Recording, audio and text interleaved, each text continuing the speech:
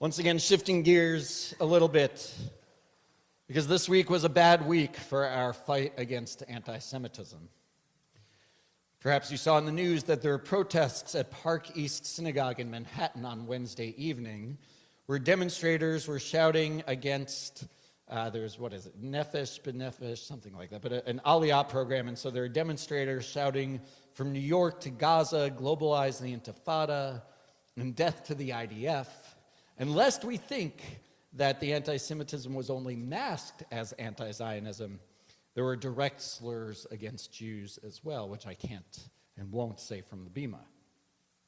Then we also learned about the U.S. Coast Guard's official view of swastikas this week, with the Washington Post reporting yesterday that swastikas and nooses and symbols of them are now called potentially divisive rather than actual signs of hate.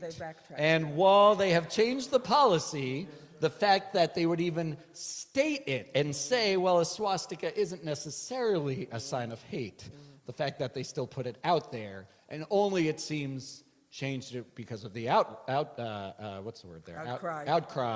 or backlash. I was trying to say outlash. It's terrible. And we feel this all in our souls, in our kishkas, in our guts, right?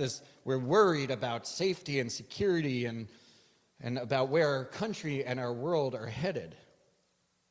Now, this lack of understanding of our deserved dignity and humanity, it goes against the Torah. And not only because the Torah is a Jewish document, but actually it goes against the very values that our Torah teaches us this week in Parashat Toldot.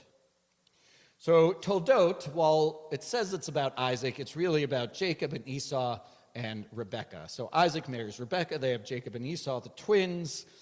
Esau is the older one. In theory, he should be getting all the blessings and birthrights and special favors, but Jacob is the trickster. And often with Rebekah's influence, he steals what should be Esau's from his brother. Jacob tricks him into getting a blessing, tricks Isaac into getting a blessing, and he becomes the rightful receiver of God's covenant. Now, from a traditional Jewish perspective, this is a good thing. Jacob is the one who becomes the designated heir. Jacob becomes Israel. We receive the covenant from him. And so the rabbis go out of their way to make Esau the bad guy. One modern commentary puts it, the sages regard Esau as a villain and the archetypical anti-Semite, this spiritual ancestor of imperial Rome and all the other European persecutors of the Jews. So traditionally, Esau is a bad guy. But when you read the plain text, the pshat, the just simple reading of the text, the Torah actually evokes sympathy for Esau. When Esau learns that he doesn't receive his father's initial blessing, he cries out, "Bless me too, Father." You can feel the pain and the despair. There's real pathos to the story. Rabbi Jonathan Sachs, who passed away a few years ago, he was the chief rabbi of the UK, he acknowledges that while we may not want things to turn out differently, we're glad to be the inheritors of the covenant, we know that God had a plan, we can still feel for Esau. Here's what Rabbi Sachs says. The Esau who emerges from the Torah has none of Abraham's faith, Isaac's steadfastness, or Jacob's persistence.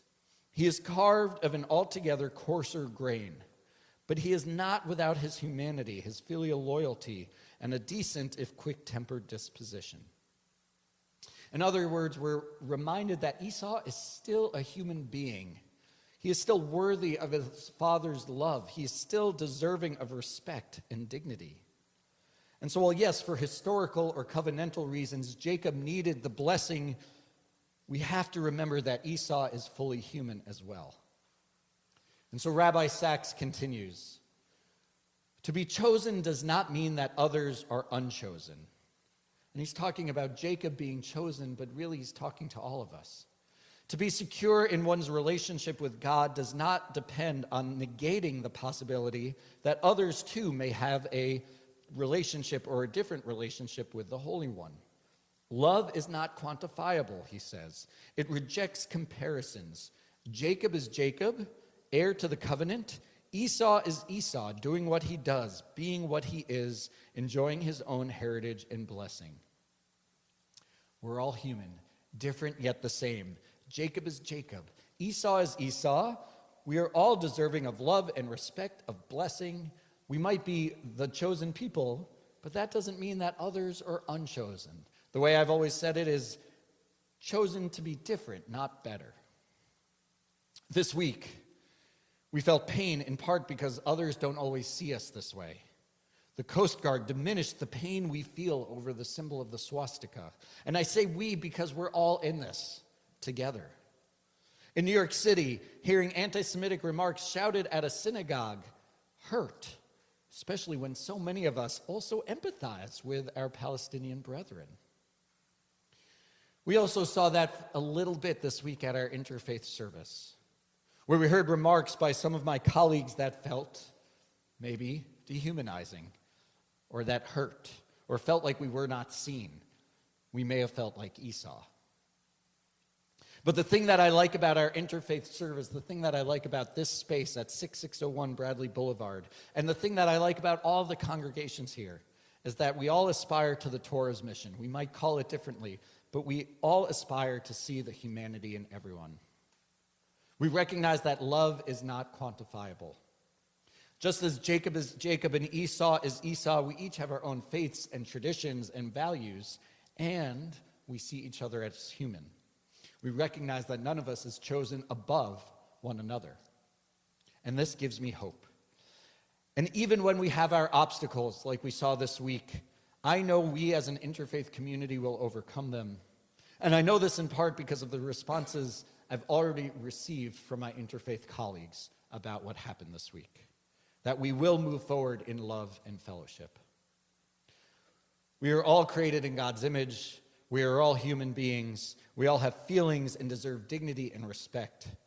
Esau shows us this, and I have hope that we will build a world where everyone sees this, starting right here in this shared covenantal space. Amen. Take a few moments to think about the hope of that future and how we can build it.